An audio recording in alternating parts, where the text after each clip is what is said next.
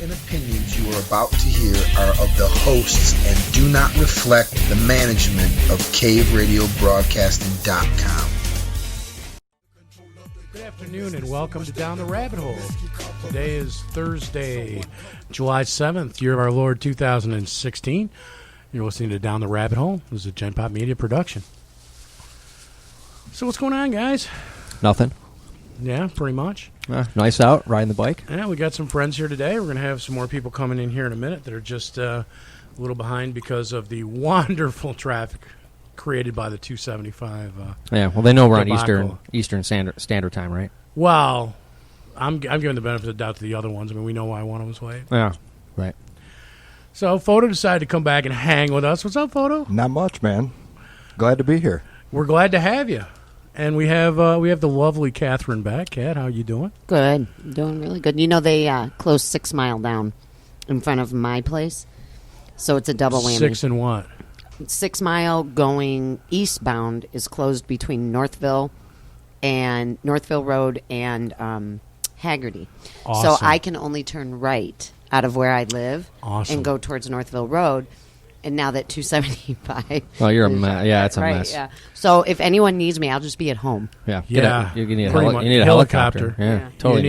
You need to call Donald. Maybe we can budget for that. Right. We might be able Probably to. not. We A can- picture of a helicopter. Right. We could budget for that. Right. Yeah. I mean, on our cell phone. I couldn't print one. I mean, I'll just grab it off the internet. Okay. Yeah, because ink is expensive. Exactly. And you know all about this, right? I do. Yeah. I do. So, Dave. Hey guys, What's up, buddy? Hooper's in the house. Hooper in the house? how's it going? Is my mic working? Wow. Yeah. Brady went crazy on your computer, dude. Yeah, that's the. He did go nuts. There's Star Wars stickers all over this thing, It's pretty sweet. That is kind of cool. and they're on my car. They're on your car. On the Jag. On the Jag. Nice. Yeah, Sure, the leasing company will appreciate that. Heat And gun. I'm just They're looking on at the this for inside? the very first time. Look at this. It's all over the It's keyboard. He's a decorator. Did he put any on the screen? No. Well, he's smart enough not to do that. Yeah, Looks like he left the keyboard and the touchpad alone, too. Good boy. Nice work. I'll give him a standing ovation when I get home. Nice. How you guys doing? Doing good. Doing Good, man. Good. Enjoying the weather, the traffic. Pretty Let's much. tell you, we can edit all this out, but why don't we talk about the weather for a little while? You know, we talk about everything but the weather. Well, the weather's Michigan, so right now it's hot, and And right now, the guy who's controlling the weather is laughing his ass off Yeah. because we're all sweating. it'll be hot until it's cold, and then we'll complain because it's cold, and then because Michigan people are annoying, so never happy with what we get. Because it's only Michigan people that are annoying. It's not I live here, it's so I not can't people in speak for. general. I'm not in Ohio or Indiana or anywhere else, so You should be very thankful you're not in Ohio. that's well noted. There's definitely, you can tell differences in different geocentric areas around the U.S. where there's like a personality of the people. For sure. What's that noise? I don't know. Doesn't that sound like a kid crying? Yeah, it sounds like something. Is there a video rolling in the background on your thing? I don't know. Yeah, I hear something background. Is it me? There's people outside. It's probably me. Yeah, No, it's Dave. It is you. It is a Minecraft video that Brady left on your... Exactly. He continues to have an impact on the show. That's why I love that kid. So what'd you guys do this week? Not a whole lot, dude. Just, went off the lake, did some 4th of July, did some patriotic things. Ended up getting into conspiracy talks there. That Never I think, fails. you know what? I think that is patriotic these days. Never fails. Pretty much. Jeff and Jay, you guys going to sit down with us today? Yeah. I offered to. By the way, Jay, I don't know if you know this, but I asked Jeff, I go, can we bring you some food or something to drink? And he said, no, thanks. So if you wanted something. Too bad. He spoke for you. No, Dave was bringing something for No. us. Nobody asked me if I to- wanted anything. I offered to Jeff because you're like a You already- host. They're guests.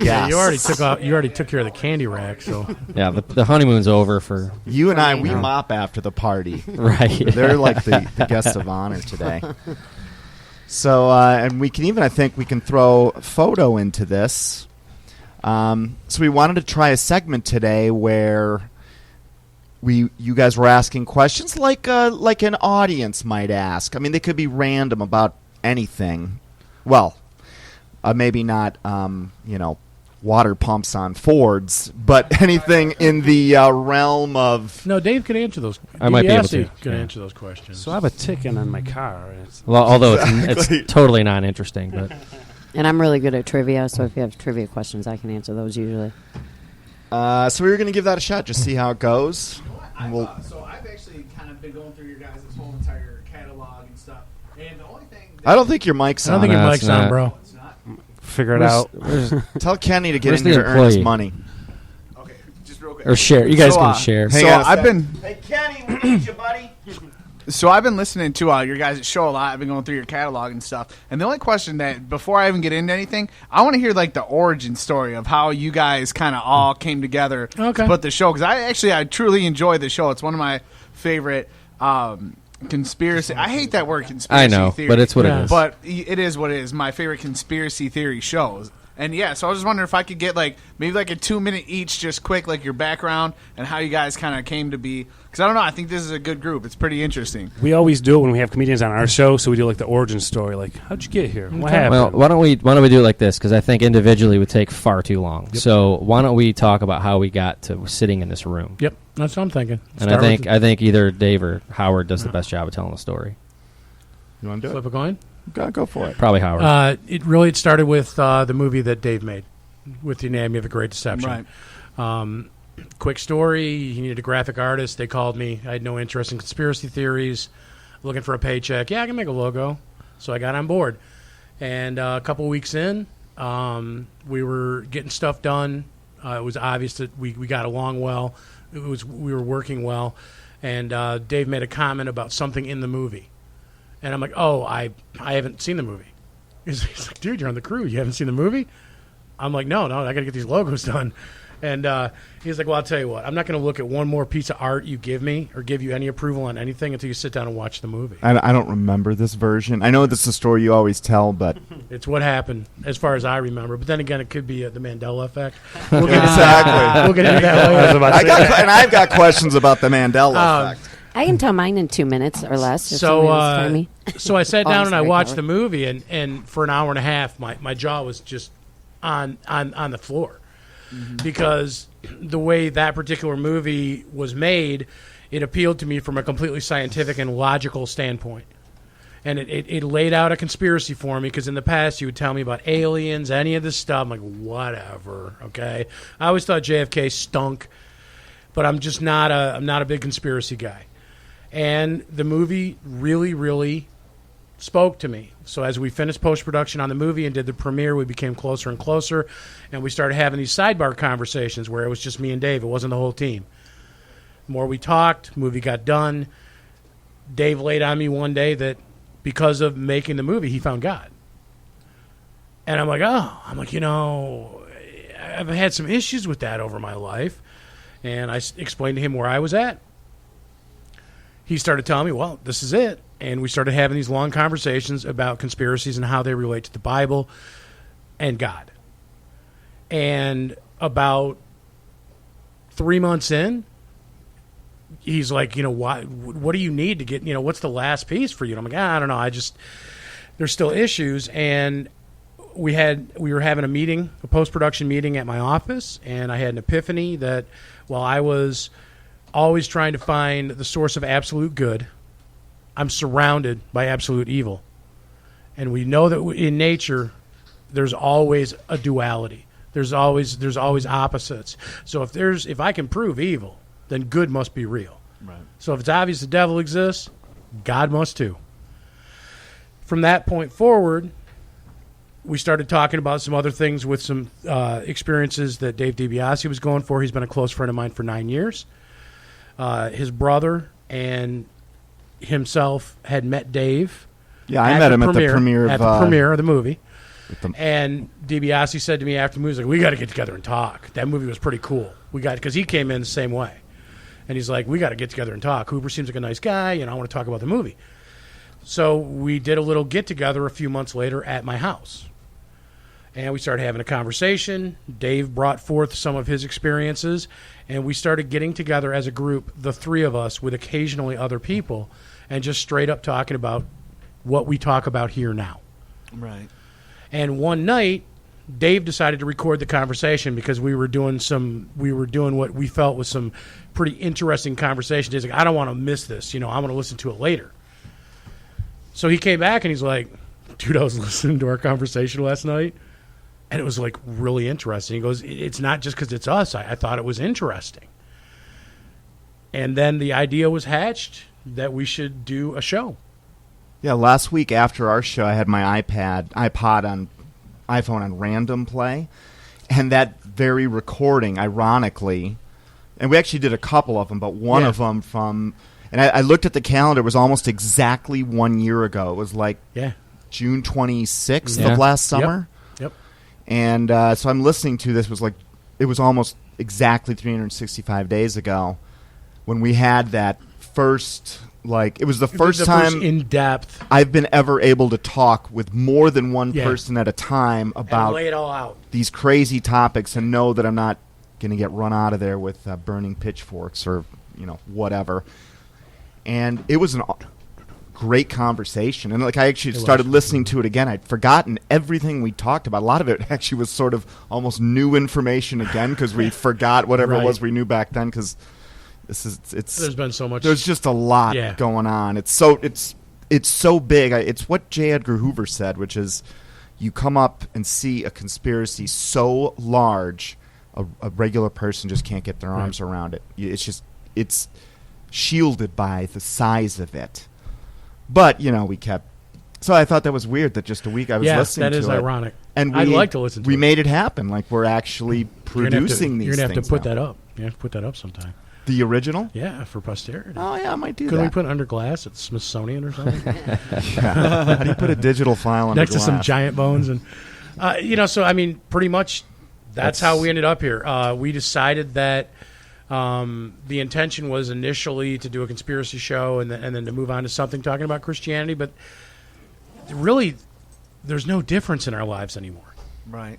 So that's how the show has morphed into what it is. It's just our life experience, and we feel that it's our calling to try and bring other people on board who think like we do and want the same answers we do.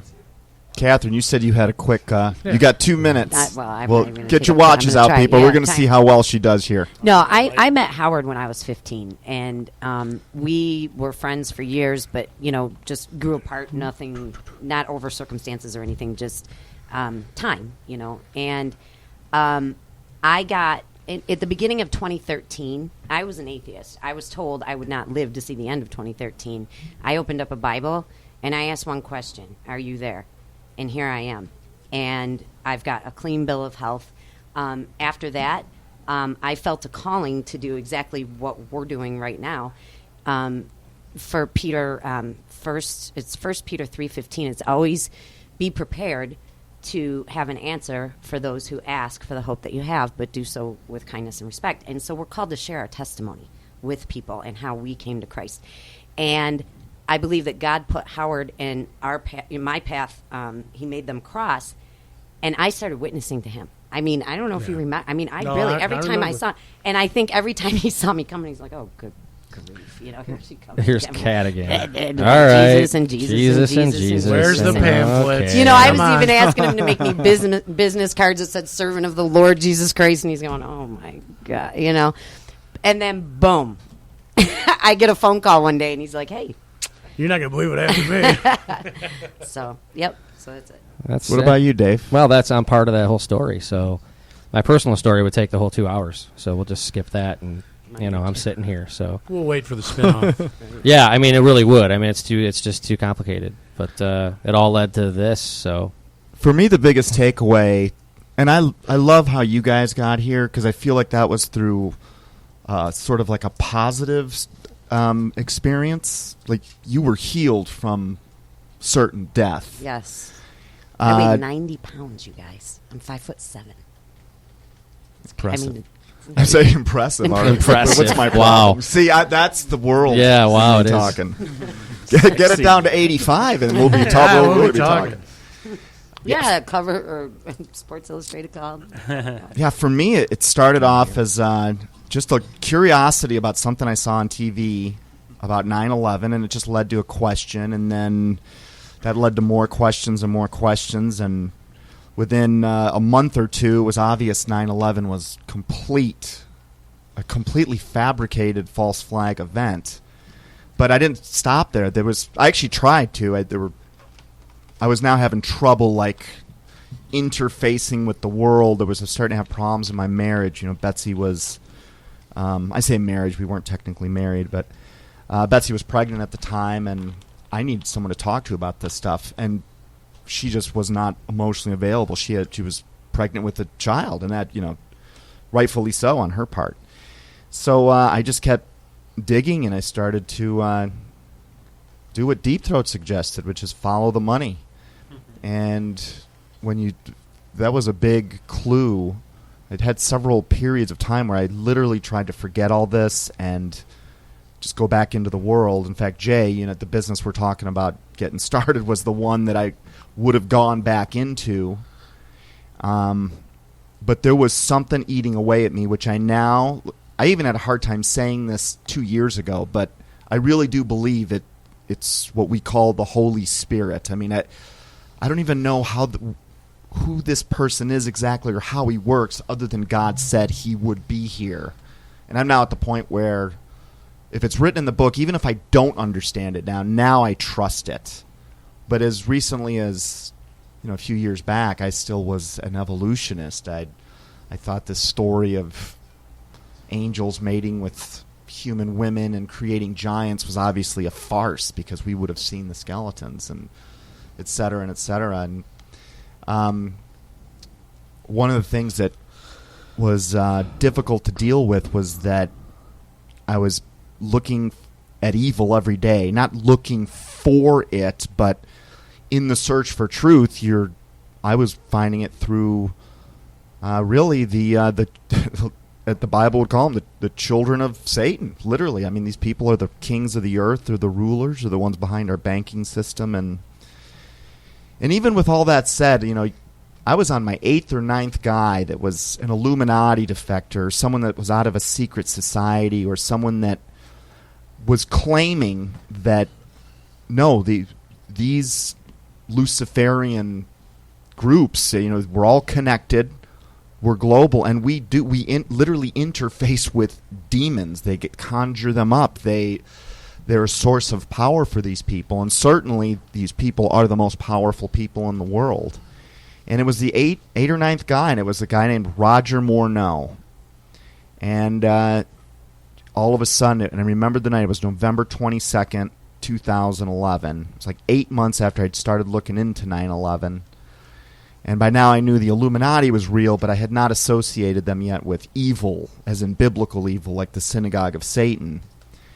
But it was when Roger Morneau, he finally, he's a guy that started off in Freemasonry in 1947 or so, rose up the ranks, realized, holy cow, like, I am on a one-way ticket to hell. Like, the spiritual thing is real, and he converted and gave his testimony. It was like a 6-hour interview he did somewhere in the 80s.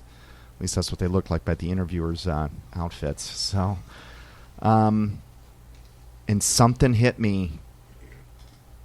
He said something I'd heard many times before, that the devil's real and these demons are posing as aliens. They're the ones causing all this thing. And all of a sudden it just hit me like, holy cow, Satan is real.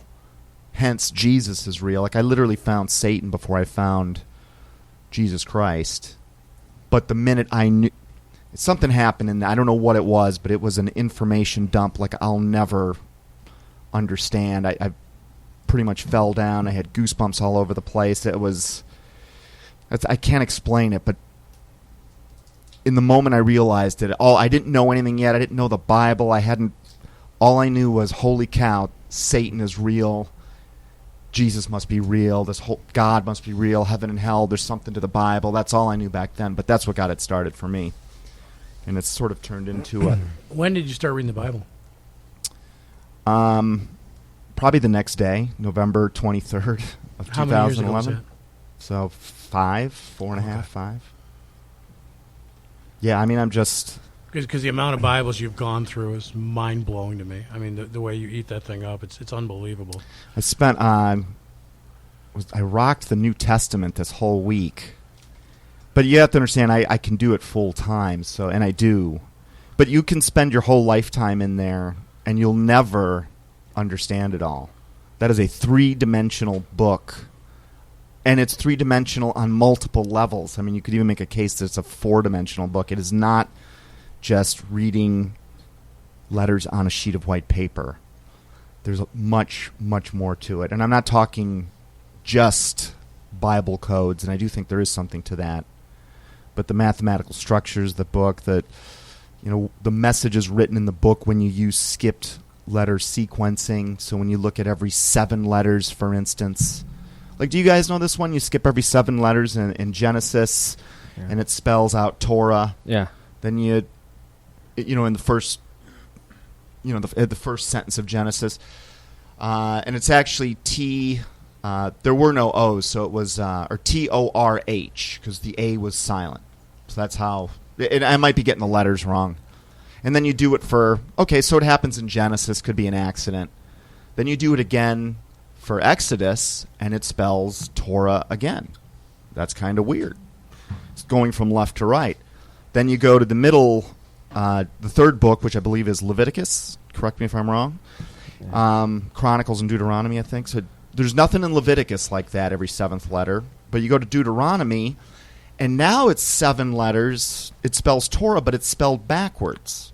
And then you do it in Chronicles, the 5th book, and this is the original Bible, essentially, that the Jews had. This is what was given to Moses, letter by letter. In fact, I think I understand why there's a saying that the Jews have passed down, which is if one of the translators had gotten even one jot or tittle wrong in the original, is it the Pentateuch or just the Torah that it would crash the universe. I mean, that was a saying inside of, it handed down through Jewish families. Wait, it was driving me crazy. I knew it wasn't Chronicles, it's Numbers.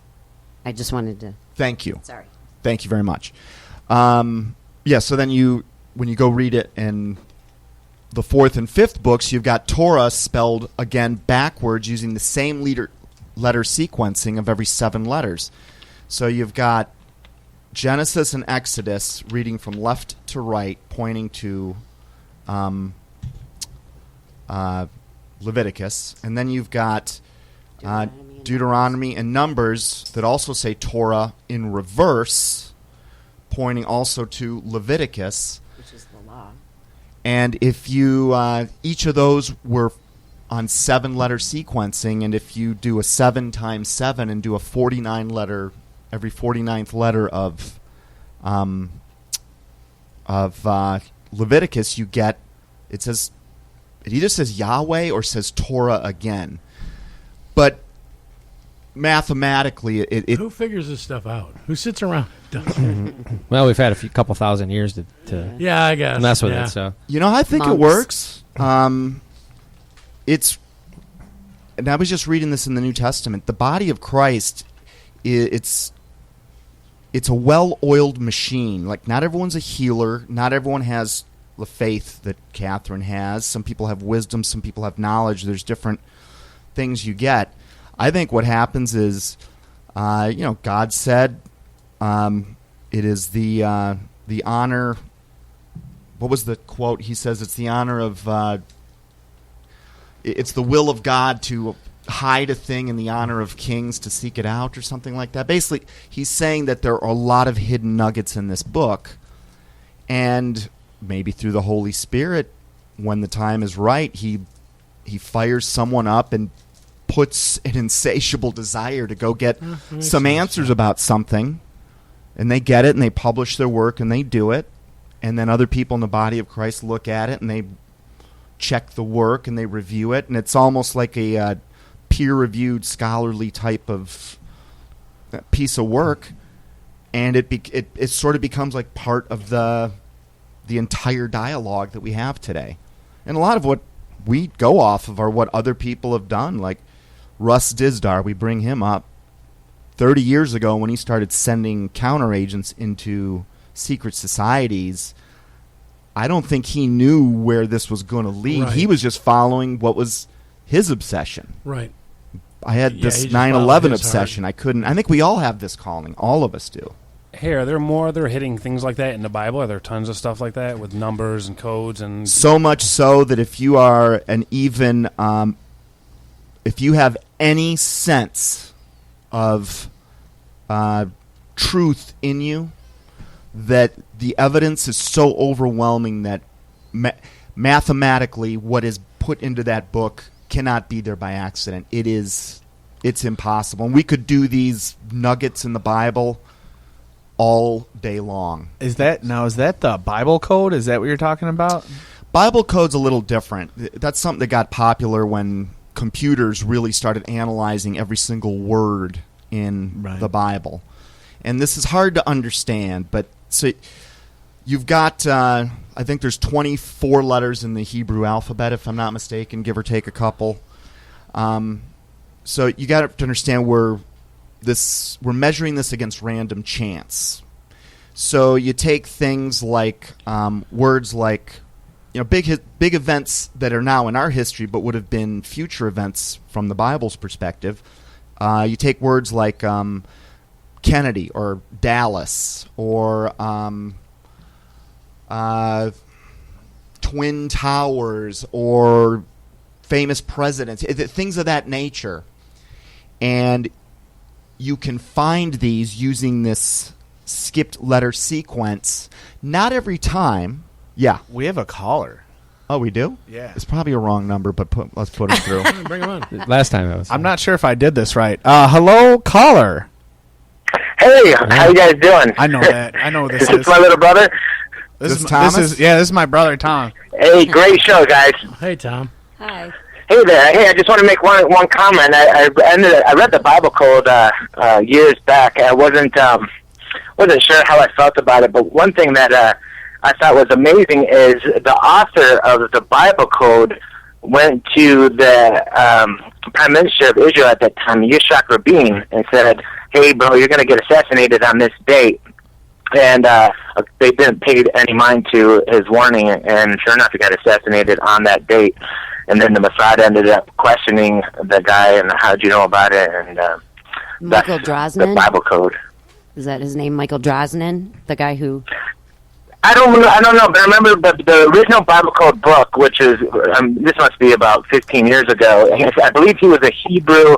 I believe he was a professor of mathematics at one of those universities, and he saw in that program that they use that Yitzhak Rabin was going. I guess it only works if you know the word that you're going to program. Like you wouldn't know to put in 9/11 before 9/11 kind of deal. So I guess it's kind of only helpful after the fact. Exactly. But not that time. But not that time with Yitzhak Rabin when he got assassinated. But that's all. I just wanted to leave you with that thought. No, that's cool. a good point, Thanks Thomas. for sharing that. Yeah, that's what's I saw it with my ex Betsy, and as I'm watching a few of the documentaries on it, my jaw's on the ground, and she's looking at it going, why you think this is anything, because that's how it. Thomas brought up a good point. You have to we make up the name George Bush, for instance. Statistically, if there are 24 letters in the Bible, the letters George Bush, the letters needed to make that name, would appear in a particular sequence. There's a chance of, say, I'm making this up, but there's a chance of, say, 1 in 10 million that it would happen. Meaning, you've got to come up with 10 million names, like George Bush, maybe Kissinger, maybe Kennedy, and through random chance, 1 out of a million or 1 out of 10 million times, that name will appear sequenced. There are arguments that you can do it with books like War and Peace, and that's the hard thing is that you can. Like there are, I think if you have books that are big enough, you can. Yeah, you find throw enough spaghetti against the wall, it's going to stick. So but what they were finding is that you, like Thomas said, you come up with a name that's relevant in recent history, And odds are you shouldn't find that. Like, it shouldn't appear. But what we were seeing was that those names were popping up 1 in 100 times. So statistically, the Bible had information about things it couldn't possibly have known on a factor of 100 times higher than if it had been truly a random set of letters that had been thrown out. And where a lot of people get lost is because you can find things like Kennedy in War and Peace, and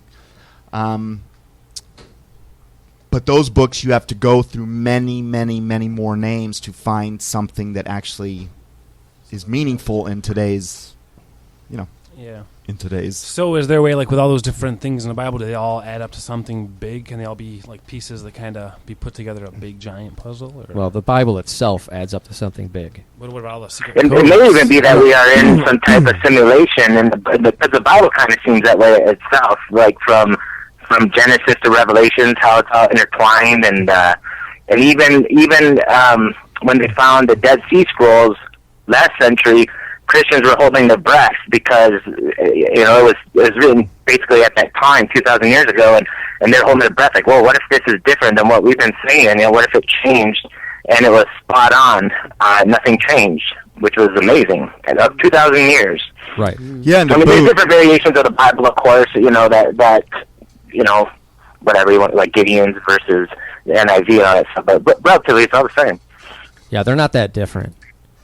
Yeah, no, they're inside of theological circles. The fact that what we found at Qumran, which was the Dead Sea Scrolls, we've got the same Bible that they had back then. And, another one of those things is one of the books that came out in that find was a book called the Book of Enoch, which was, and maybe Enoch was Nag Hammadi, which was in the mid-1800s, I believe, and Qumran, that was the Dead Sea Scrolls. But either way, it was in very recent history that this book that had been part of the early Jews, this is what they held sacred, and this is what was buried in that tomb, the Book of Enoch, which was meant for the last generation, all of a sudden is rediscovered. Because it had been essentially gone for a few thousand years, and just as promised, now you can go online and you can get it anywhere, and it really does break down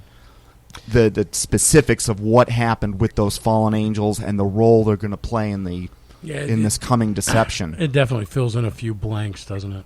Oh, and well, then some. I like that. They say it's not an inspired book, but I believe that it is. I've read most of it, and it was actually contained in the original Ethiopian Bible. So, it's also referenced by some of our prophets, Jesus correct, Christ. in the New Testament. I'm sorry. Isn't the Book of Enoch also referenced by a few of the early yes, apostles? Yeah, they reference it, and of course Enoch's referenced, of course, but it even secular scholars date that artifact at 300 years BC, and it predicts Jesus Christ. So how can it not be inspired? So, people I thought it was weird in that book how those fallen angels gave us things like makeup and jewelry, things that you wouldn't even think about being inspired by fallen angels. Well, I mean, it makes sense. You line them up with all the ancient cultures that sprung up post-flood, and it lines up directly with their teaching. So it's hard, it's hard to say it's not an inspired book. Is anybody familiar with a YouTuber named Zachary Hubbard's work? That doesn't sound familiar. I'm not. Zachary. So what we're kind of talking about is gematria, encoding numbers and alphabets, and what he does. He's a YouTuber, and he's showing how things that are happening in the news, they'll have certain, like everybody will have the same narrative, and there'll be a certain thing in parentheses, like let's say a cop shoots unarmed man in Baton Rouge, and that'll be the narrative. Well, there's things encoded in that, and he's been found his channel for about a year now, and he spoke of Prince dying about a year ago. He spoke of Muhammad Ali. He's and basically everything, like even sports. He's saying all sports are fixed, and they're doing it through gematria. And he talks about certain things like, for example, the monster insignia. That is a 5. It's called 5 in the Jewish It's basically 666. So right now, what they're doing is they're bombarding us with these narratives that are encoded in words, not unlike what they were doing a long time ago. What was that guy's name? His YouTube channel? Zach Hubbard, and he has amazing accuracy. But he's not from a Christian worldview, which is one thing that me personally is. Yeah, for me, he that's one of the things battles that, like some of my other YouTubers. They're battling each other right now, which is kind of sad. But yeah, if God's pretty clear, his prophets are going to have zero errors, and I think guys like Nostradamus or Edgar Cayce, who predicted a lot, but they were accessing the spiritual world, but they were just accessing the dark side, and the dark side has a pretty good idea of what's going to happen and when, and they are behind events like 9/11, so you can get a lot of guys that appear to be very prophetic. But if they're not Christian, then that means that they're not Christian, which means they're getting their influence from something that is not good. It is either way.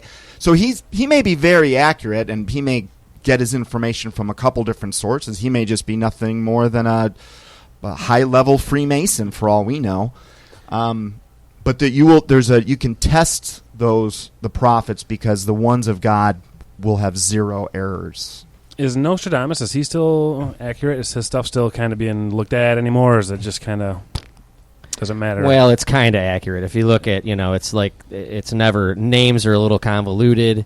They can kind of say, well, it's probably talking about this. Yeah, exactly. So like you said, he's like kind of accurate enough to where people take him seriously, because, again, this is warned about explicitly in this book. Yeah. Well, according to Nostradamus, I'm pretty sure we were all supposed to be wiped out by a nuclear war. And the Mayans and everybody else. Yeah, right? I was wondering. And some of that stuff is weak. I mean, they're really, really stretching. That's what I'm saying. Like, the names are so wrong that it's like, well, it starts with an H, so it's got to be Hitler. I mean, that's what he's talking about. But does he still have stuff coming now, or did he just kind of call stop him when he thought Hister? I mean, it was Hister. Yeah, but it's not right. So a prophet wouldn't say Hister; he'd say Hitler. Right.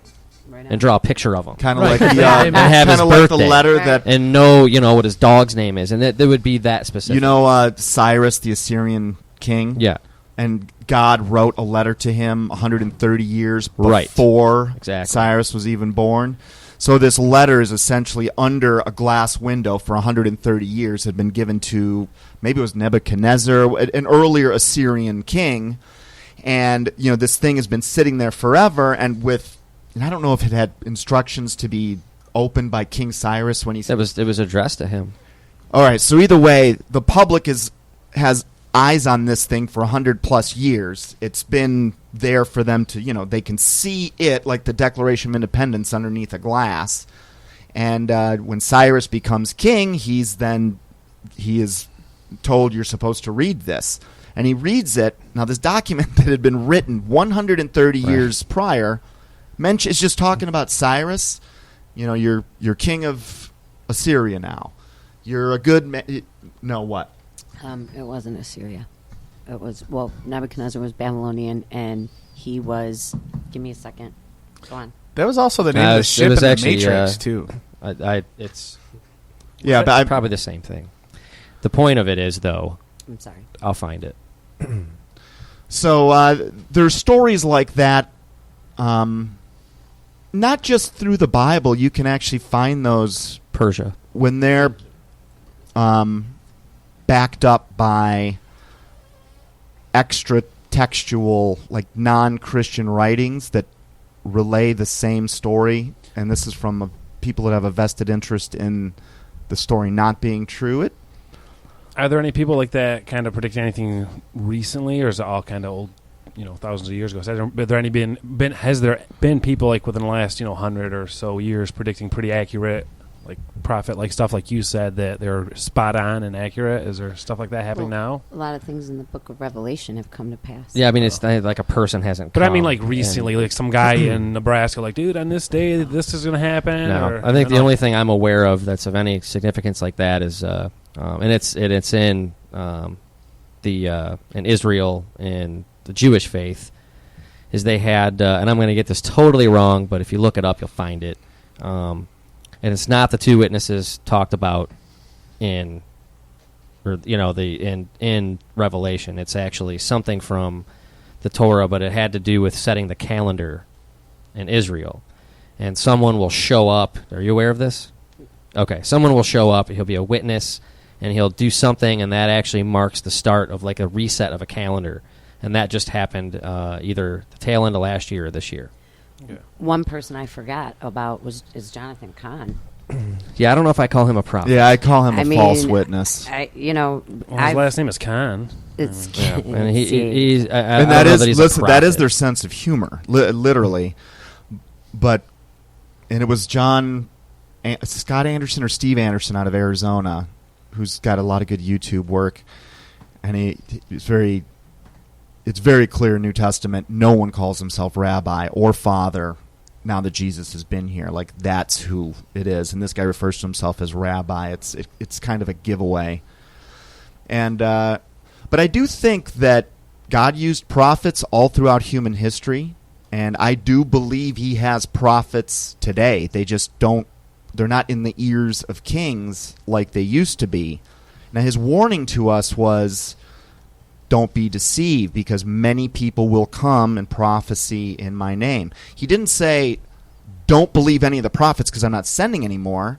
He said, be careful which ones you listen to, because there's going to be a lot of false ones.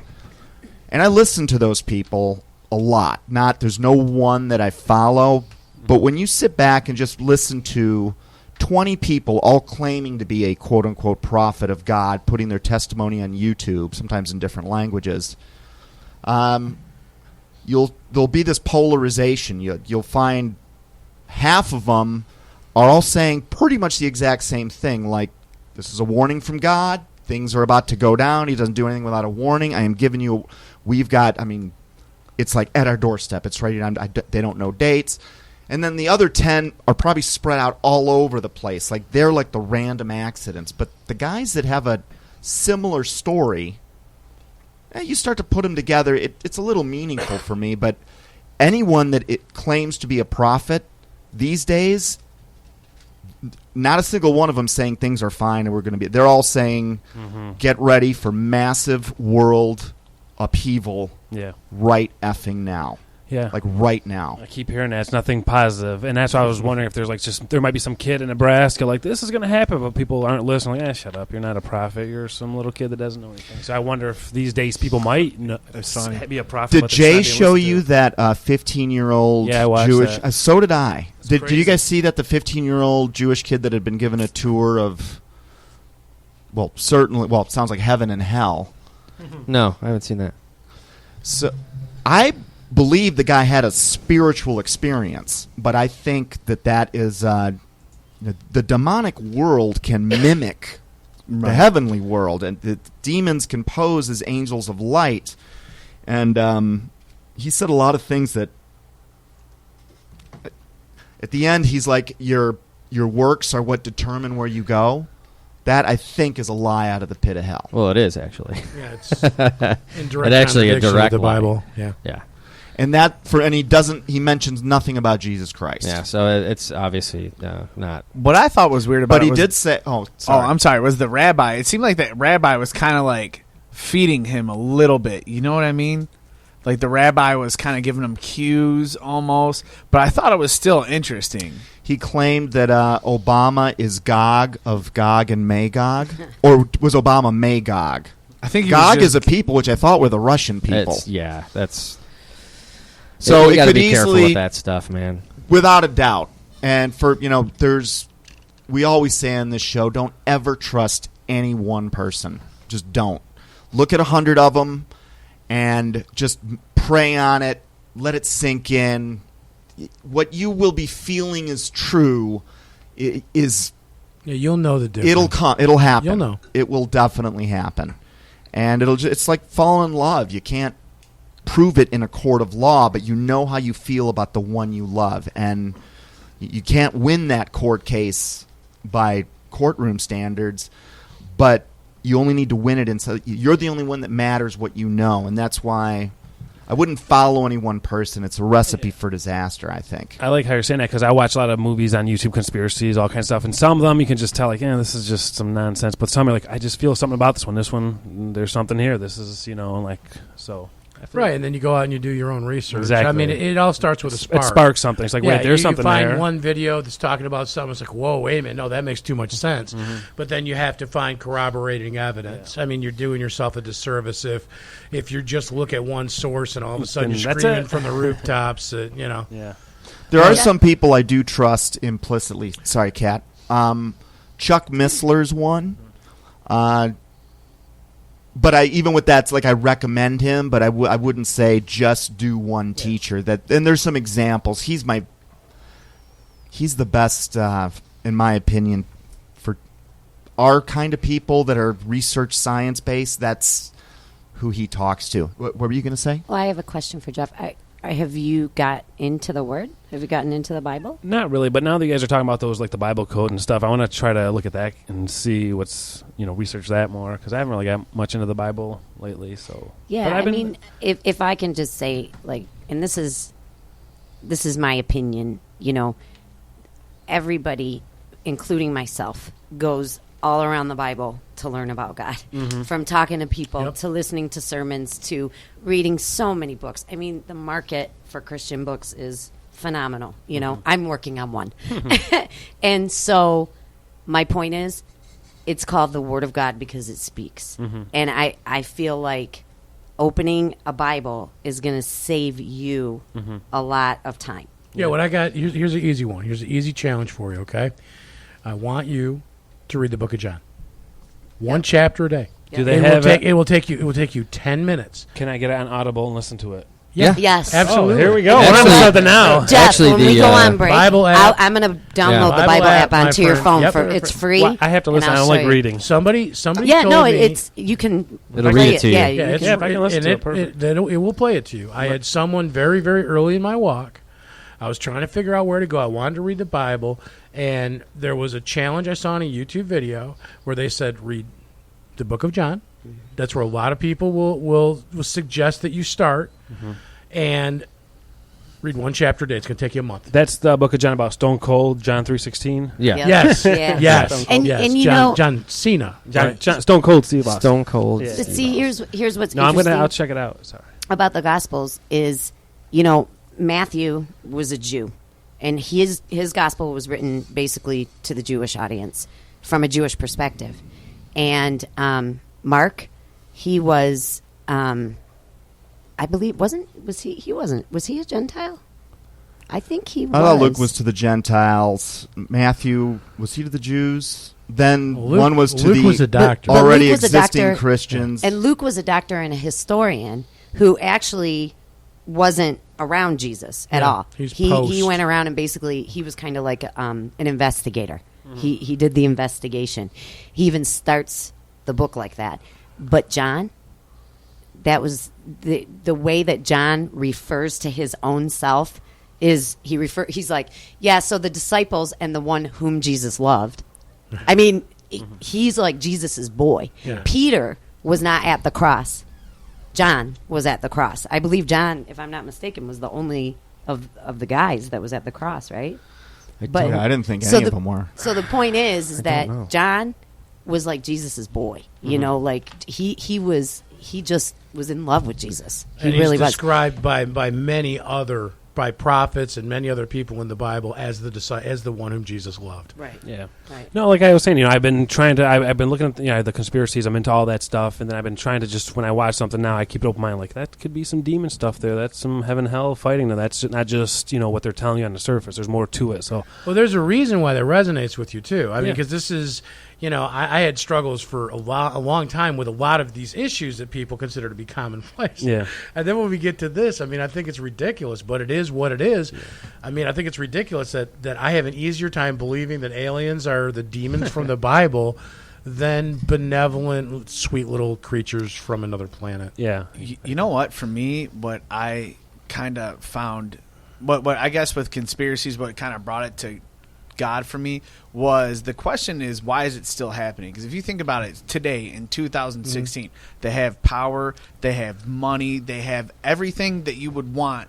They have, but they're still going. So there's still something that they're after. If you have everything, the only thing that's left to me is a soul. Well, it's you know what I mean, right? Well, But that's that's kind right? of like how. I mean, It's like a spiritual. They got Yeah. the money, the power, everything on this planet, but they 'Cause want more. Me like and the next Jeff, world or something. when we kind of started hanging out, how long have you been doing comedy for now? A little over 2 years. 2 years. So Well, we kind of started hanging out, and we would talk conspiracies back and forth. And I would always tell him, I was like, man, it's all about God. It has, And he just thought, he was like, wow, that's a weird angle, and that's just how I kind of came to it. I came to that completely on my own, just because it doesn't make sense. If you've taken everything else from me and you're still coming at me with the knife, you want something else that whether it's my life, my soul, whatever it is.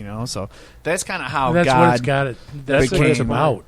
Yeah. I mean, it's all about your eternal soul. Right. Or your destruction. Right. Yeah. Right. That's really what we're talking about.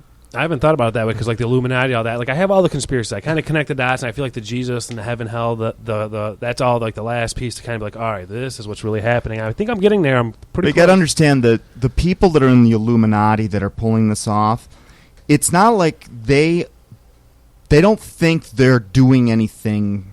I mean, they all are operating under different stories. The one that motivates them. For some, they were raised in these families that rule over the earth, and they just believe that That's the what star people have kept us in power for thousands of years, and it is your job to rule, and we need to lead humanity to become this transhuman modified. It's the three lies from the Garden of Eden. You live forever. You'll have all the knowledge you want, and I think some of them are going off of that, believing they're doing humanity a favor by messing with DNA the way we're supposed to.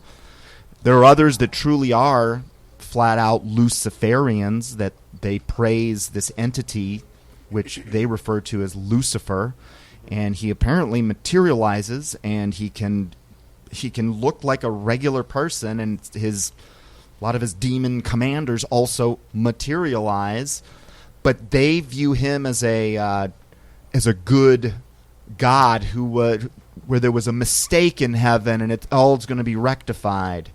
And on the other end of their spectrum, there are also some that believe that he was wrongfully wronged and he will be successful, and they really believe he's going to win. Yep.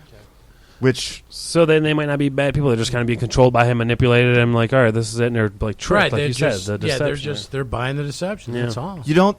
They're doing his work. All movies aside, and film impacts how we think of how the world operates. But at the end of the day, very few people are motivated by evil in and of itself. Right. Most people, I mean, when they look in the mirror, they're justifying something. And even a president, I know I had to send a drone into that place and we killed 12 innocent people, but we saved 1,000 lives. Mm-hmm. Like, I'd never want to be in that situation where you're like acting as this. Yeah. But in his heart, you know how we are. Yeah, I you're mean, trying to save lives. we tend to view ourselves as good, and we dwell on. Mm-hmm. It was what Dave Hunt said, which is, if you're caught for speeding and you go before the judge and say, well, I was speeding this time, but I was driving within the speed limit a few other times last week. Yeah. Like, that's not really a defense, but that's how we kind of view ourselves. Yeah, but that makes a good point. Like you said, there's very few people that are just evil. Like the serial killers that just murder for fun to get off. It's not like, I got to save Right. this life. I just want to kill people. Most of the people we're talking about are not they're not bad serial people. killers. They're just under the influence of evil. Yeah, They're- exactly. They're doing things that they believe are right and good. They're just not. Yeah. When you get like a Charles Manson type, Yeah. like, I think that guy, through either something his parents did or something he did, he opened himself up to so much possession or demonization is what they call it, that he's not really himself. I mean, we're seeing evil manifest through him, but I think that's evil from the pit of hell. Imagine a guy like that getting into power, how he was so charismatic and got people to kill for. He didn't do Well, anything. He never killed we had people. that in Nazi Germany, didn't they we? are Yeah, they're, exactly. they're in Imagine power that. now. We That's do it who now. is in Yeah. power. Yeah. But yeah, you're right, because they are empowered by it. They just wear suits and ties and say America. Yeah. Well, it's for freedom or it's for liberty or whatever the Go reason. and get some oil. Whatever the flavor of the week is. I wrote a joke about that. I always said, I go, if they would just be honest and say, hey, we're going to go with some oil, we're going to bomb some people, it's going to be really cheap for us, like $1 a gallon. Just tell us the truth. What are you going to do? You know, we're going to go get this oil for us and hook you guys up. You want some diamonds, cheap diamonds? We're going to go to Africa and fuck shit up. I was come asked back. a question like that. I was given a presentation at University of Michigan a couple years back, and one of the students asked, why would military generals be in favor of 9/11? And we just started free thinking a little bit. And, you know, if I'm a general and the president sits me down, chief of staff meeting, it's some big wigs, and maybe I even want, you know, to be in that circle even further, and they're like, you know, General XYZ, we got a serious problem. You know, we're almost out of oil here, and our way of life. You know, the minute we're out of oil, if the Russians or Chinese outlast us by a day, they control the world. We can't let that happen. Yeah. So we found out about this plot that's going to happen. We're going to let it happen, and we're really going to hype it up to give ourselves a reason to go in.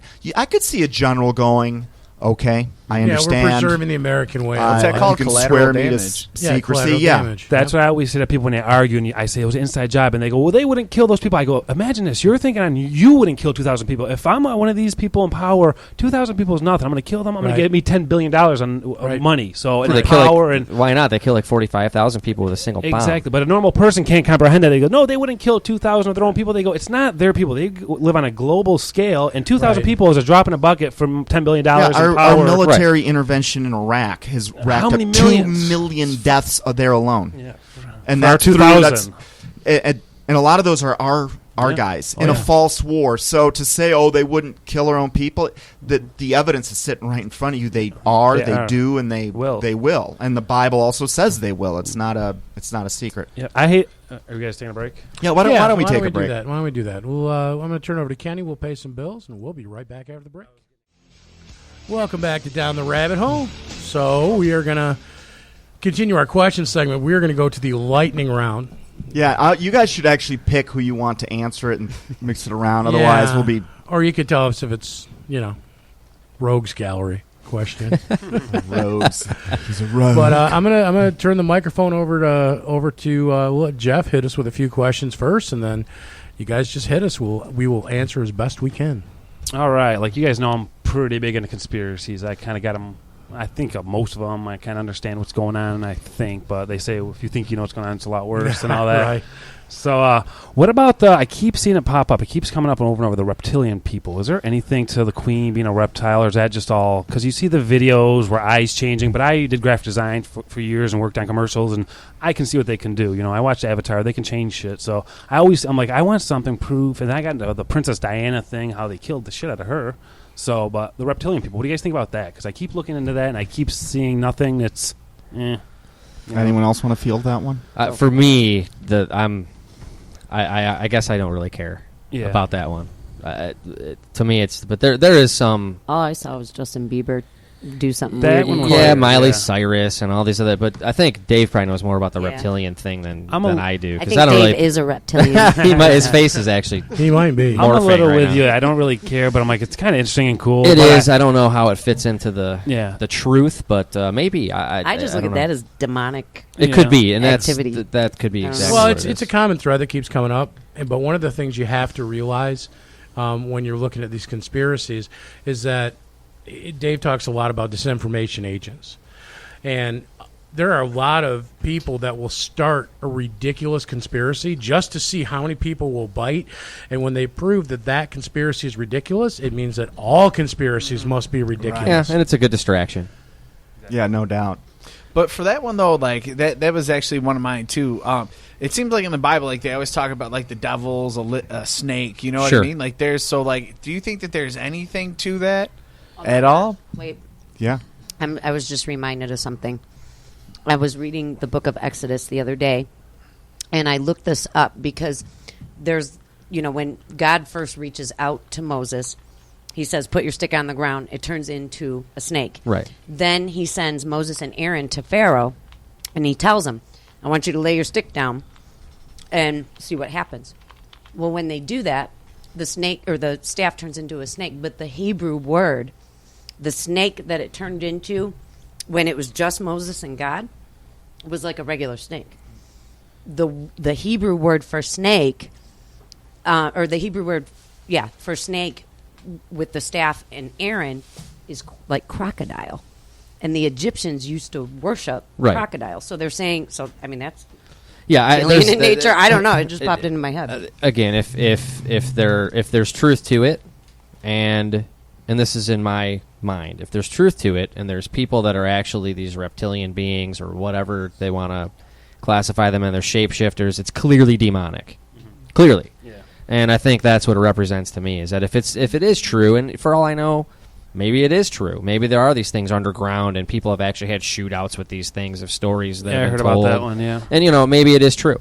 Yeah. And if it is, then, it's clearly demonic in nature. That's like the weird one. Like the ones like conspiracy theories, you can see, okay, there's bankers ripping us off. You can see that. There's the shitty guys bombing countries. It's unnecessary and all this stuff. Like in the news, Hillary Clinton, all that. You can see these things that aren't conspiracies anymore. That's just happening. You can see it. But like the weird ones, like the ones that are kind of like the reptilians, I'm like, that's kind of weird. I don't know if I believe that. Like Hollow Earth, I'm like, that's weird. I don't know if these are fun to believe in. They're like supernatural, kind of like it's like the heaven, hell, the spiritual one. I'm like, I can't really see that. Like I said, you can feel it, this and that, but my feelings don't really mean anything's real. So those are the kind of ones where I'm like, reptilian people, demons, heaven, hell. These are, I can't see it. I can see shitty bankers, I can see bombs, but these are the ones that are kind of I'm trying to get there. So there are a lot of credible people that swear. Yeah. And I heard about the shootout. I'm sorry to interrupt you. At the Denver airport, was it? Shootout? I was just going to mention El the Denver Dulce. Airport, yeah. But go ahead. I'm sorry. That was at El Dulce Air Force Base, and that was Phil Schneider. Yeah, I heard about that. Actually got injured. He got half melted by that. If his story's true. Again, there's I suspect he's telling the truth. I just think he is. Because when you come out and say something like that, your life's over. Mm-hmm. I mean, your friends, they're gone. Your family, gone. Yeah. There's nothing left. There's no money. Mm-hmm. I mean, maybe there's a book in there somewhere, but your reputation. That doesn't mean like it. I just don't think people do that in general unless there's something that they've seen where they're like, wait a minute. Mm-hmm. And there's testimonies of some relatively credible and powerful people that claim that royalty and a lot of our newscasters, and that they're not completely human. Yeah. You look at the testimonies of abductees; they all seem to go through a test at some point where they're shown a bunch of kids playing, and they're asked, "Can you pick out?" And they're going through this abduction experience. So in their minds, they're on a spaceship of some sort, and I don't think they're on a. Whether they are or they're not, that I'm not certain, but the Bible is clear. We can be taken out of our body and we can see things outside of our body. Remote viewing, I do believe, is a real thing. Again, can only do it with demonic power. But God said, what are the Nephilim? These were the offspring. They weren't the fallen angels themselves. They were the offspring of the mating of human women with these demonic angels. So there's some kind of demonic DNA that was in the land before the flood. This was one thing Noah had that no one else had, was a clean bloodline. He was clean in his generations. And God said the Nephilim would be back.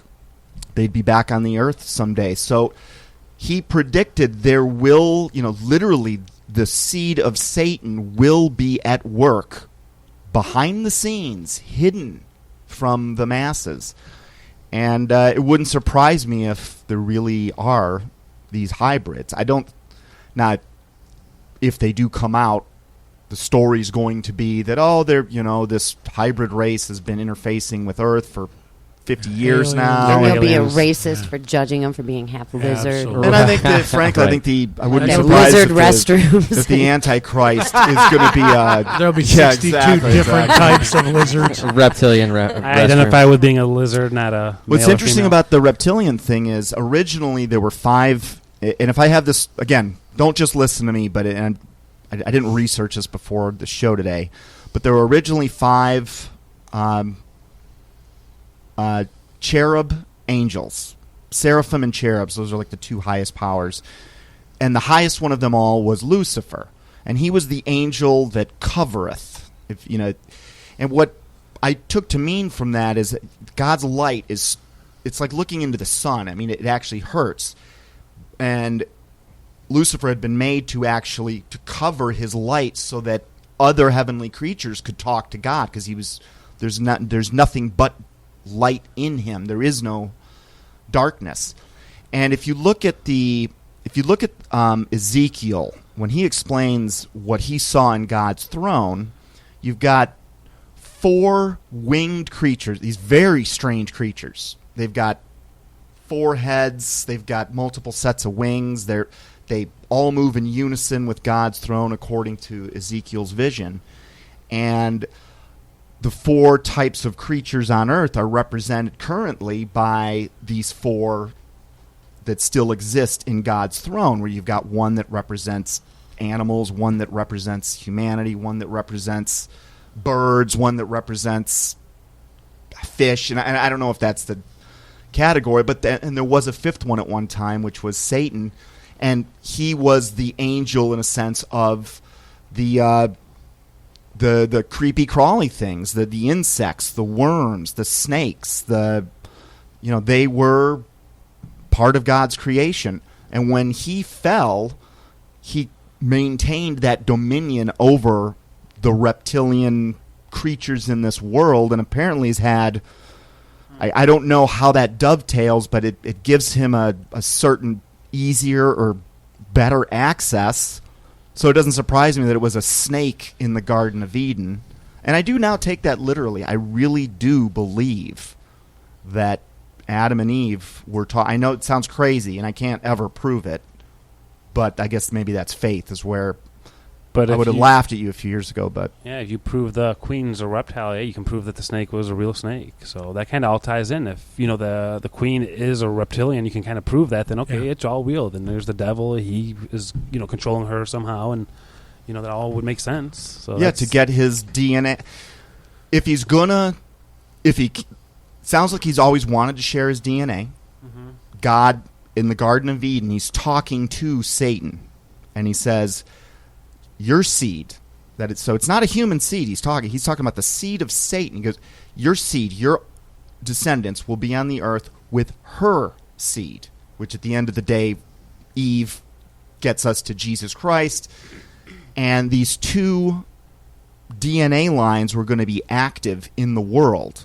That's what a lot of people think was symbolized in the Twin Towers being knocked down and being replaced by one tower. It was symbolic of the 2 DNA lines in the planet. Now we're coming to the period of time where they're being joined into one. And I personally believe that's what the mark of the beast is going to be, where you're doing something to your DNA, because once you do it, it's irrevocable. Mm-hmm.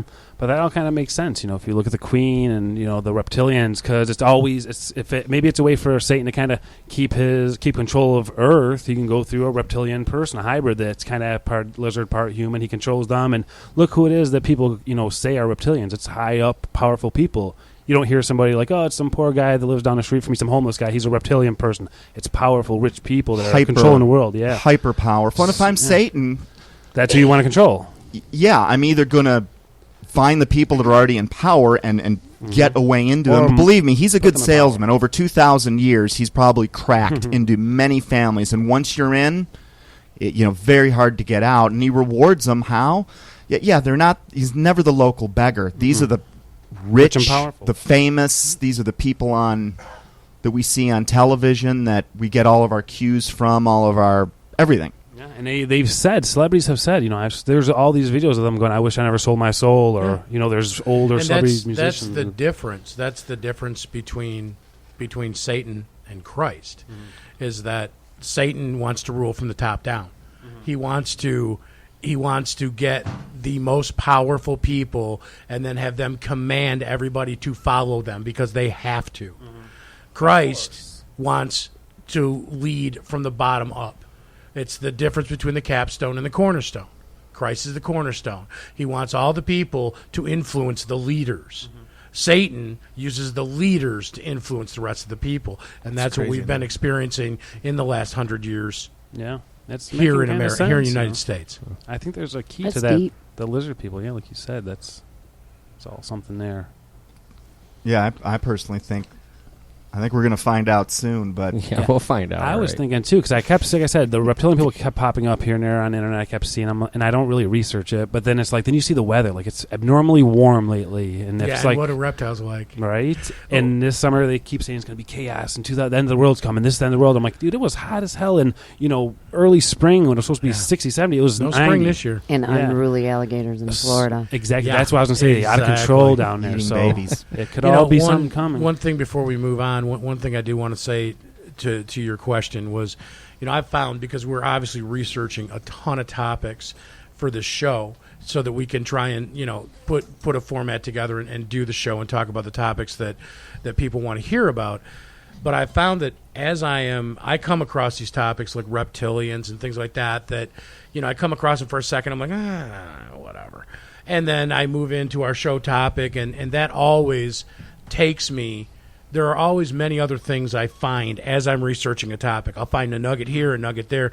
And I've found that I end up, as I research more and more topics, sometimes the nuggets will come back and prove something to me on something I was looking into months ago and gone, oh, yeah, whatever. Mm-hmm. And then all of a sudden this thing will come out and be like, wow, I was looking into it. Then you go back and look at that research and Yep. Sooner or later it comes around. I mean, you're doing the right thing. You're trying to have your eyes open. Yeah. You're trying to find truth. As long as you're trying to find truth, you have found an honorable vocation. Mm-hmm. Yeah, exactly. That's what I like to do. Try to just figure out what's going on, what's happening here. Like some people like to watch the Kardashians or football. I like to watch conspiracy theory stuff and figure out what's happening. It's real life conspiracy. I don't care what the truth is. I just want to know it. Yep. No matter how bad it is, I would rather know the truth. Yeah. So that I can figure out how I fit into it. Exactly. Just give us the truth. Okay, it's demons are walking around. Yeah, it's heaven, demons are walking hell, around. or Bring there's it. Okay, aliens cool. flying around. Right.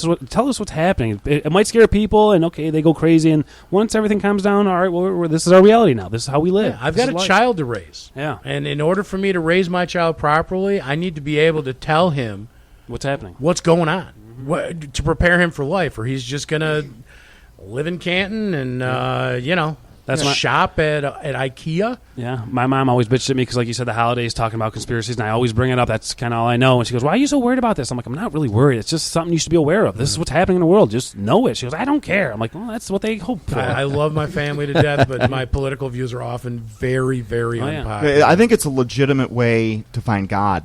I mean, God. Now that I've read the Bible a little bit, he's very clear. He goes, everything I do is out in the open. There are no secrets. Yeah.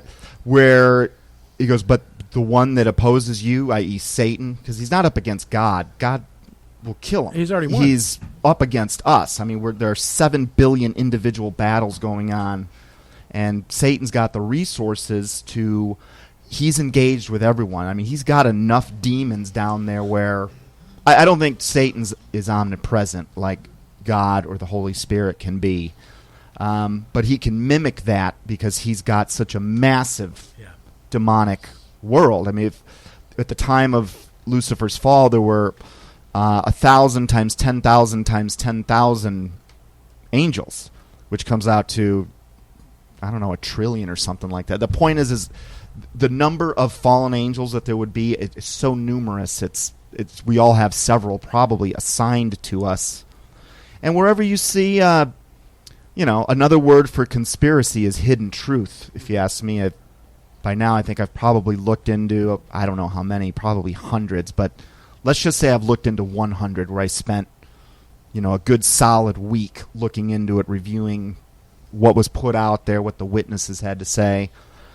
They're almost, these days, it's such a high probability of accuracy, even things that early on I'm like, well, this is just impossible.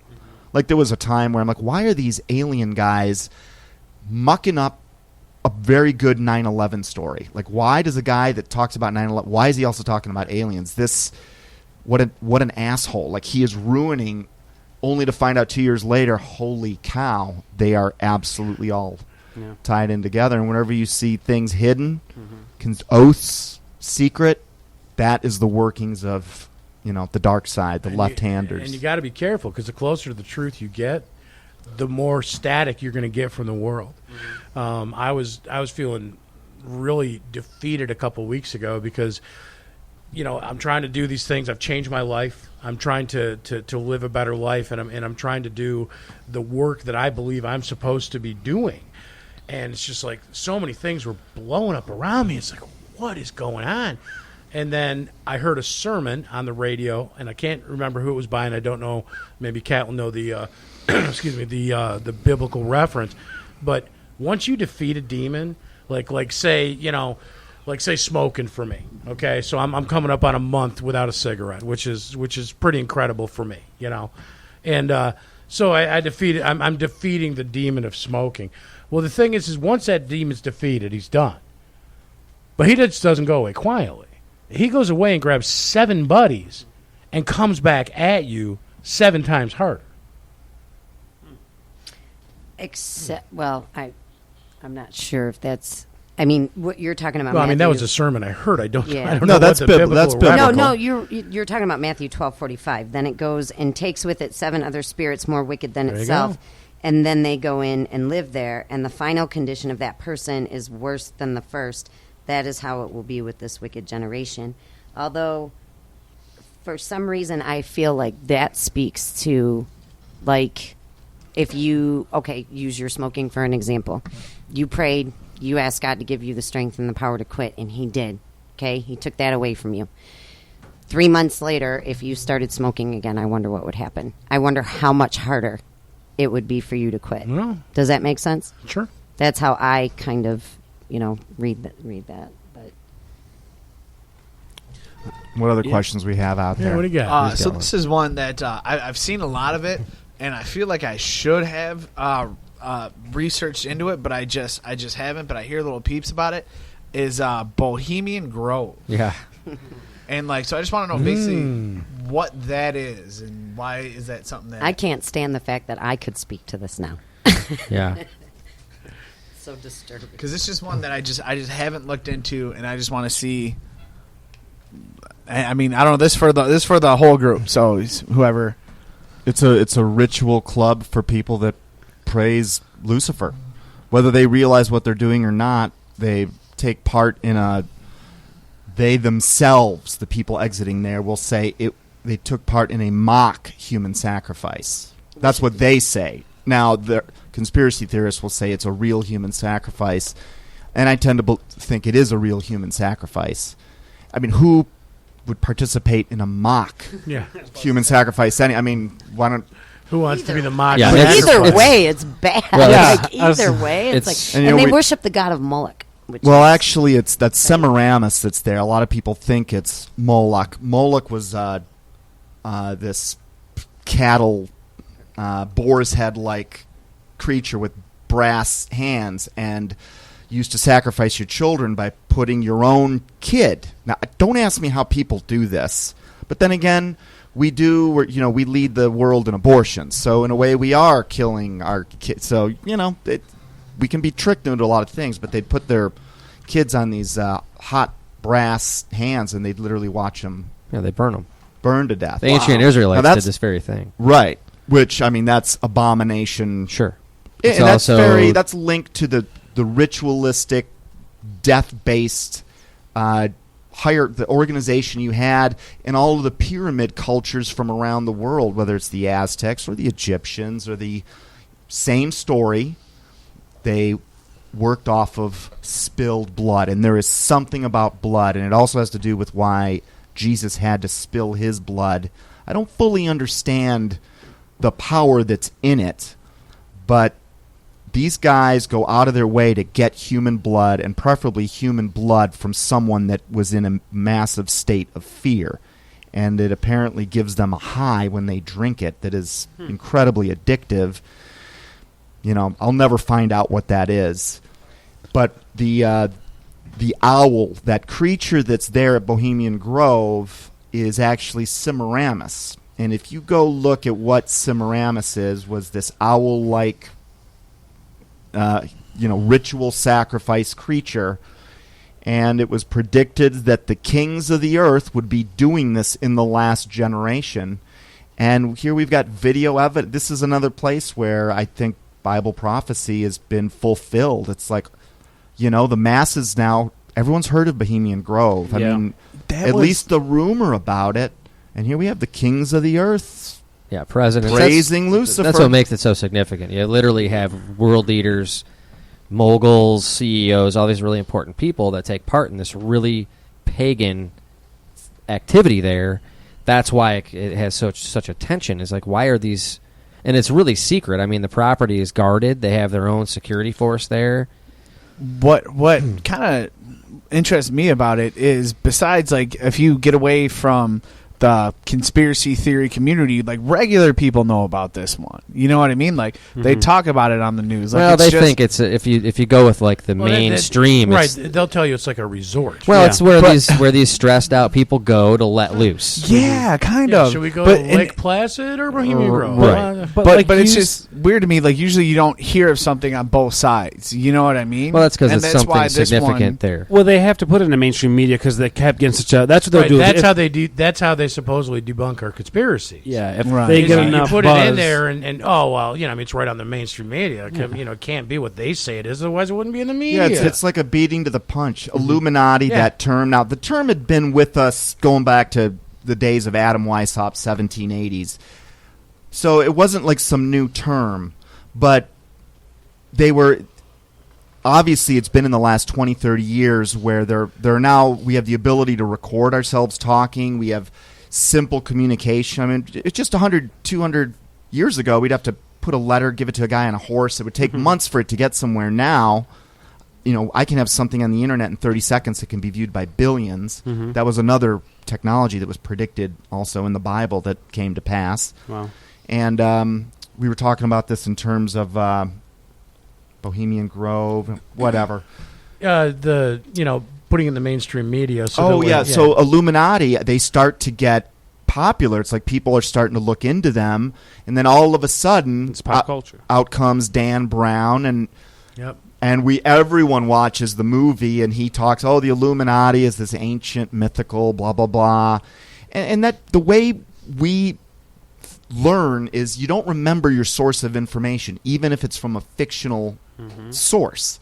So you end up remembering what Professor Langdon is saying in that film, and you just even subconsciously are like, Illuminati, they're mythical. Yeah. You're already in a place where you're going to push back a little bit if you hear it. Like, you're just copying what you saw in Dan Brown. That's exactly like why they put in the mainstream media, because if you bring it up to friends or family, like, I saw that in the news, that's just where they go to relax. But it's like, okay, if you go to relax, I don't care whether you're their friends or whoever. I've been camping 1,000 times. I've never had a sacrifice there. We've never mock sacrificed. We never pretended. We never thought of it. So why are these leaders even doing that? Go there and hang out, drink some beers, do some blow, hang out, party, go swim naked. But why are you doing a mock sacrifice? What is this? So, you ever hear what Nixon had to say about Bohemian Grove when he was recorded on some of his conversations in the Oval Office? And excuse my language, but he called it. He goes, "I don't want to ever go back to that faggoty ass camp," or something like that. Which is odd if you think for an he was invited to go. There's also photographs where he's sitting alongside then Governor of California, President Ronald Reagan, the leading bankers of our world. Why would a president, in an internal conversation, why? Then you juxtapose that with stories like the ones about Jonathan Bosch and Paul Bonacio, or Bonacci, I think is how you pronounce it, who were in the homosexual ring that was in the Washington Post in 1981, in the Reagan-Bush White House, where all these kids apparently had been discovered that they weren't really they were giving sexual favors to men, like the leaders of our country. In the White House. And he said that press passes. These young kids who at the time were 11, 12, 13 years old and had been abducted but ended up surviving, now as grown men tell their tale. Wow. And again, maybe it's BS, but do you know what kind of scorn comes down on you if you're going to say something like, I'm telling you, George, I saw the man that is George. Now, no one will believe me because he's the president, but the president of the United States was having sex with this underage kid, and then he killed him right in front of me, and his blood splattered on me, and left me so afraid and in shock. You say that, you are You're excommunicated from society. And it's so ridiculous, no one will believe it. But the one dude literally had press credentials. Yeah. He was issued. It's a matter of fact. You can look it up. He was one of these kids that was part of the homosexual prostitution ring. One of the guys. I mean, they were men. They were guys at that time. But he literally had press credentials, so he could come and go as he pleased at the White House. Wow. Do you know who Ted Gunderson is? No, I don't. You should look at. I mean, this is where it gets really scary and dark. Former FBI director of the LA office, 700 field agents under him, was dealing with interstate murder. Started realizing that, holy cow, all these murders, they're satanic rituals. I mean, the satanic signs all over the place. Why is that information not in the police reports? Why is that never getting to the media? Well, he starts doing his own investigation. He realized, all police training schools basically say never talk about the satanic element to all the young cadets because they don't want, quote unquote, the public to get scared. And, you're a cop. You're 22. You're in cop training school. And, you're the higher up guy says that you're just, again, we're sheep. Okay, sounds right. Yeah. We won't talk about it. We don't want to scare people. So Ted Gunderson puts this profile together. He's like, holy cow, there are literally thousands upon thousands of these sacrificial murders. Wow. And he connected it to all of the missing children. And this is where it gets so scary, people don't even want to talk about it. And I have hesitation even bringing it up because I think of something, my son getting caught, and it's only by the grace of God that he is protected, that any of us are. But he calculated we've got some multiple of 50 to 100,000 missing kids out of the United States every single year. Think about that. 100,000 missing kids. Wow. And we're worried about guns. Right.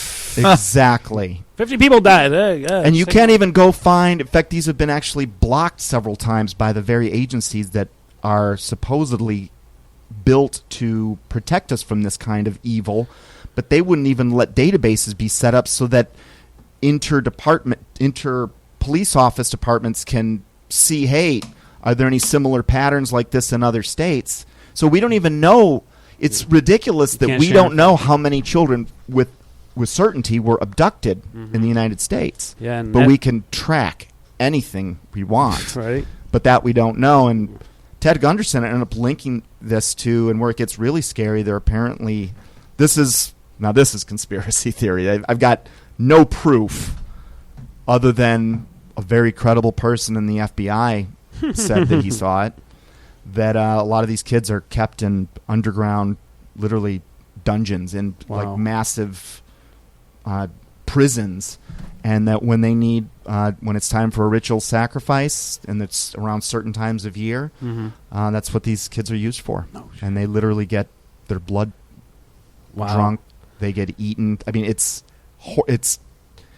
stomach turning. Yeah, I've heard it's the opposite of anything good. The reason why blood is so important to God, because the soul is in the blood. Didn't we talk about that before? You said it's 21 grams that goes down when they die or something? Yeah, we've measured that. When at the moment of death, the weight of a body decreases by an average of 21 grams. Wow. Now, maybe that is a myth or folklore. Because it says, for the soul of the flesh is in the blood, and I myself have put it upon the altar for you to make atonement for your souls, because it is the blood that makes atonement by the soul in it.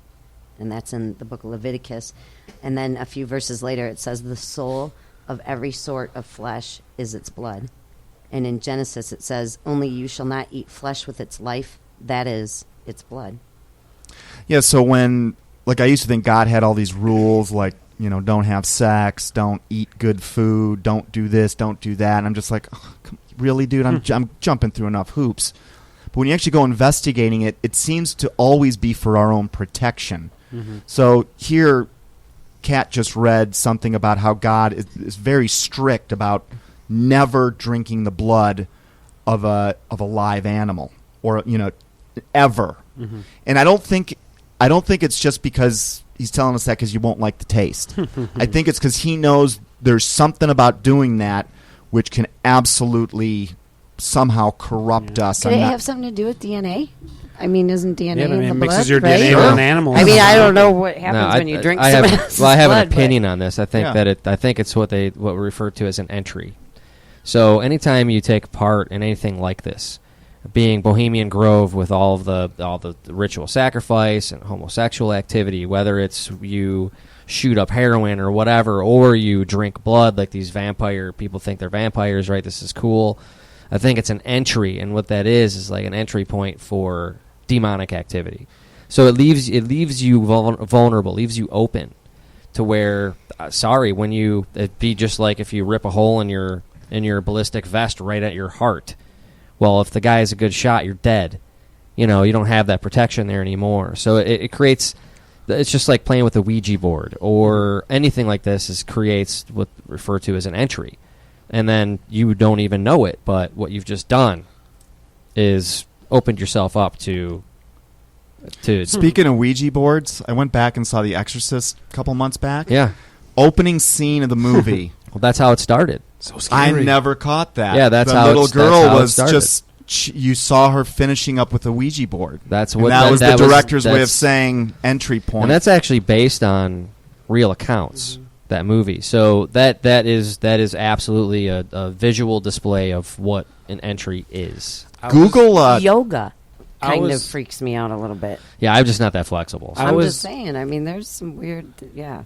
I was going to say about what you were saying about the blood being an entry point. That makes so much sense because think about whenever they're doing these rituals and drinking blood. It's always whenever you see the pentagram with the candles and they're doing some kind of conjuring up some spirit. Then they drink blood. It's probably opening herself up so the demon could take possession. It does, and its behavior does this as well. So anything that, and this is what we struggle with because we're humans. So we like to do these things, but whenever you break the rules, it's for a reason. He says, "Don't do these things," because these are all entry points. Yeah. And if you want to have this, what they refer to as the hedge of protection, right? That you better follow the rules, or at least really genuinely try.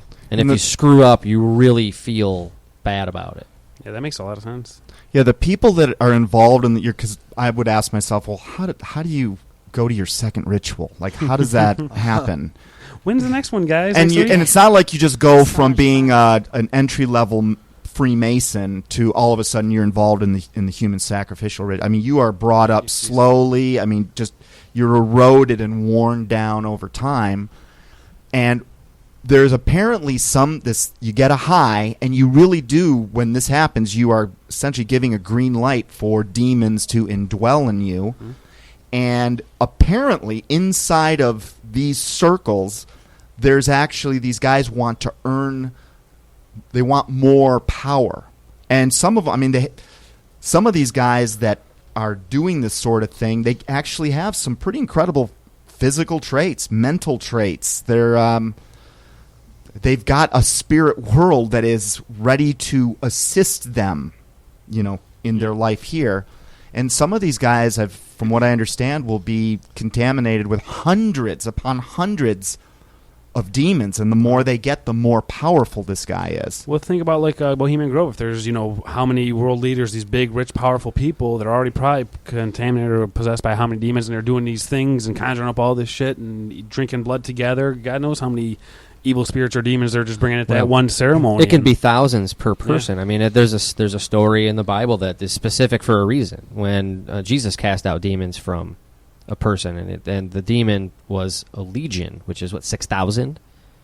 So it can literally be. I don't know if there's a limit. Wow. And you do get real power from this. It becomes addictive. So they're doing it over and over. Of course, you go back. Of course, and once you're in that deep. You're not getting out. No.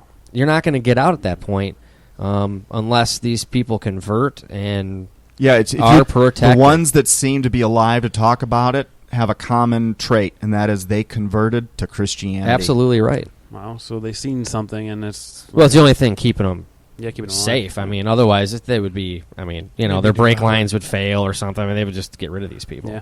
Even, you got to think about that. Even if there's nothing to it, if it's fake, it's just all these world leaders there doing that, drinking blood. It's like, you guys that's scary, and it's just thinking about it. They believe that it's worth... Now, maybe, even if there's nothing even if to you don't it. believe the Bible, you don't believe. I happen to believe Satan's a real entity. Yeah.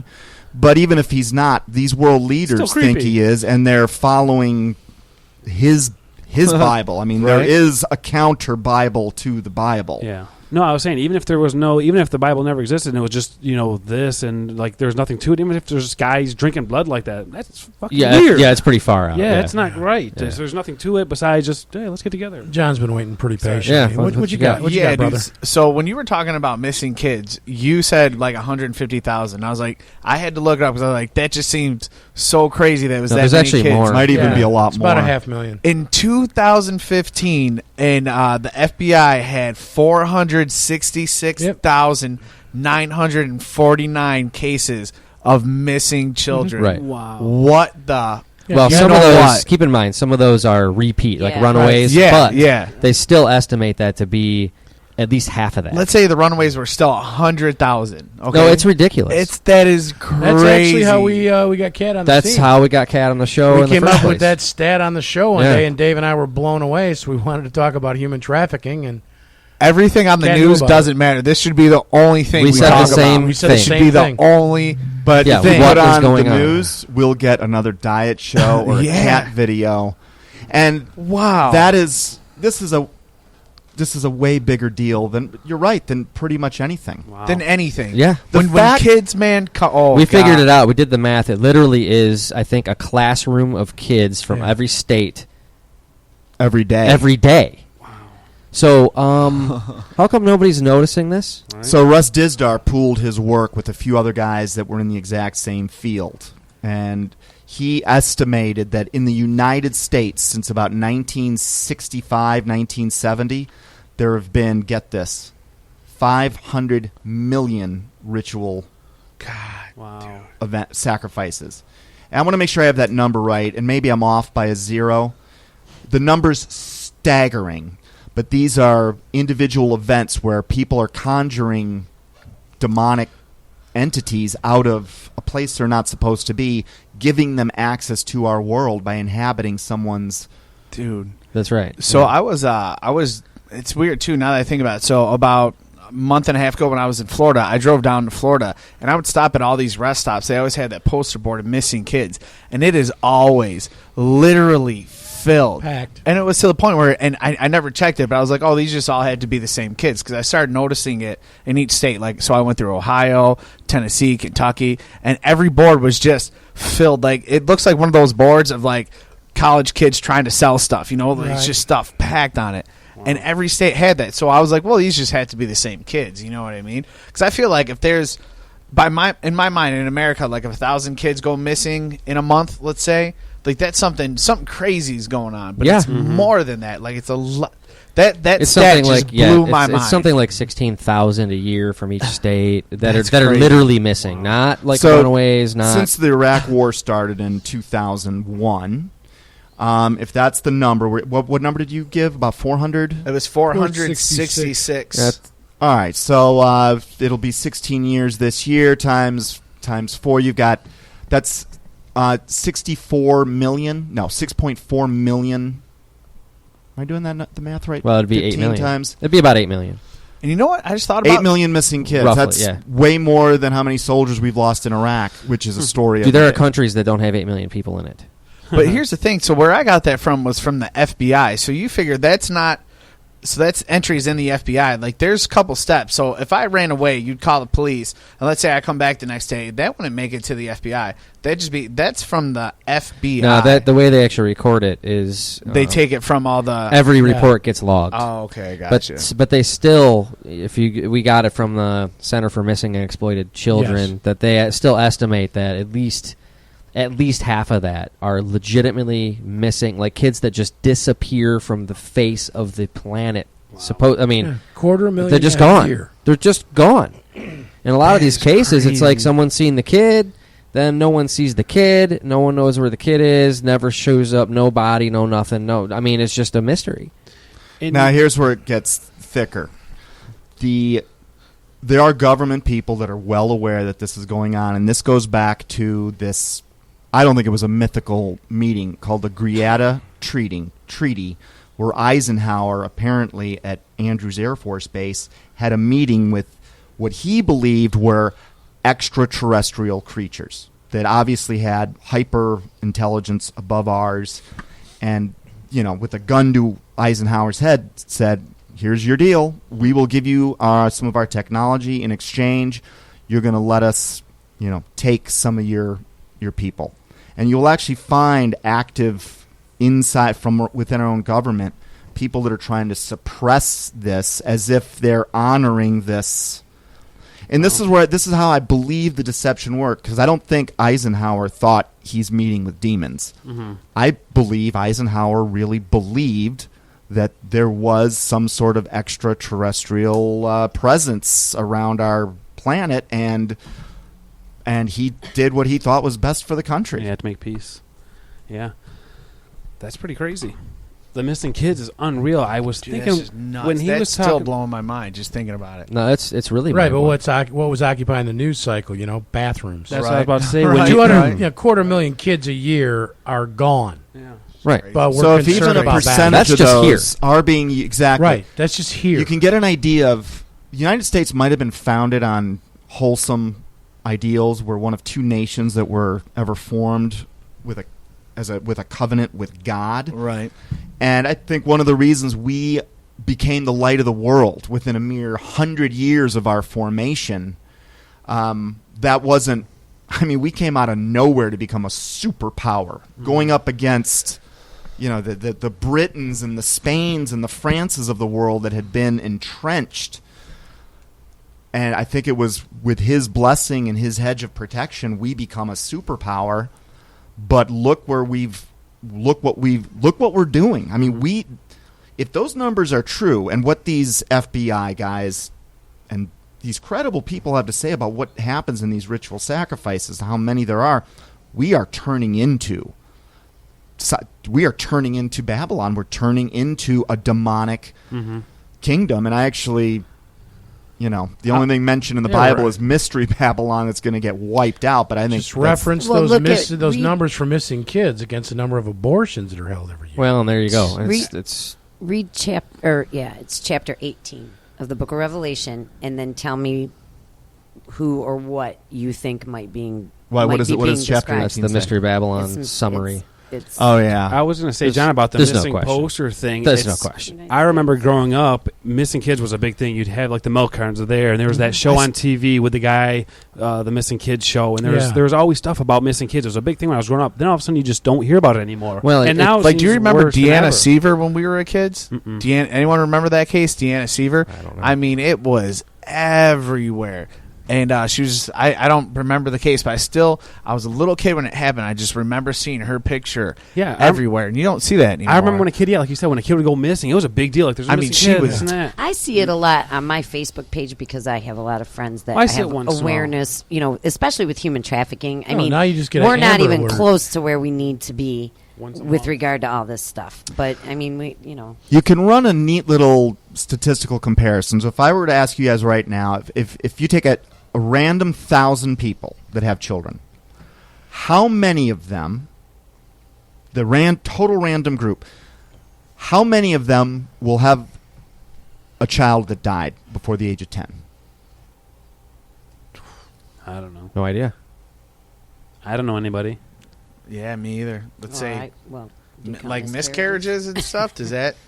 No, not before the age of 10. I guess that counts. I gotta have a couple miscarriages. That's happened. No, I'm talking about a kid that was at least was born and alive, at least a year old, up to let's say even 12 years old. I know one. I can't. I know. You go to your personal lives. We've all known maybe a few thousand people. Maybe there's one, maybe two. Yeah. I've got a couple in my hometown in 40 some years.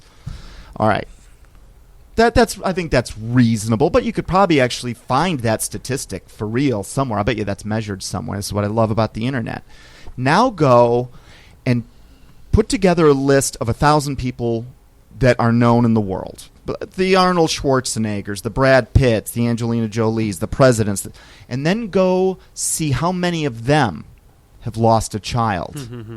And it's staggering because it's around 50%. Oh, really? Like if you go through Hollywood, it's like all of them. Really? And some of them may be natural accidents, but there is no way that all of them are. Wow, that's yeah. And it's what Randy Quaid, Dennis's brother, came out and said. He basically said, "Look, Hollywood is under the control of literally evil, literally." Now, your impression of Randy Quaid, probably, if they did their job, is whack jobs. Yeah, But you know what? Played a whack job in Independence Day. Right. He was the conspiracy theorist guy. That's crazy because that's probably they're making them sacrifice their kids or something. Okay, you want to still be famous? Here you go. He referenced that in his speech. He said, I have seen more people die of unnatural causes. He goes, you take a look at Hollywood and see how many people die crazy deaths. Yeah.